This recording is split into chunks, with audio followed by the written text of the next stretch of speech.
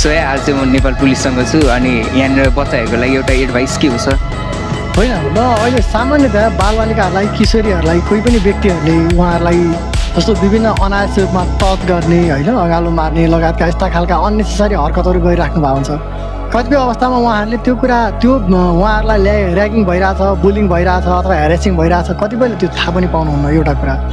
दोस्रो कुरा चाहिँ उहाँले थाहा पाएर पनि उहाँले के भने ल भइहाल्यो भन्ने हिसाबले उहाँले सहेर बस्नुहुन्छ र विशेष गरी महिलाहरू हिंसामा पर्ने यो चाहिँ प्रारम्भिक स्टेप हो।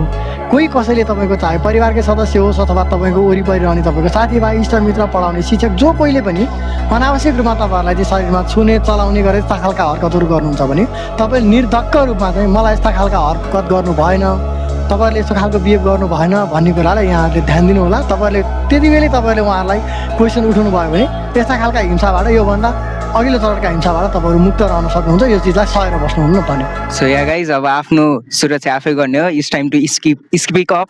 सो धन्यवाद। जय नेपाल।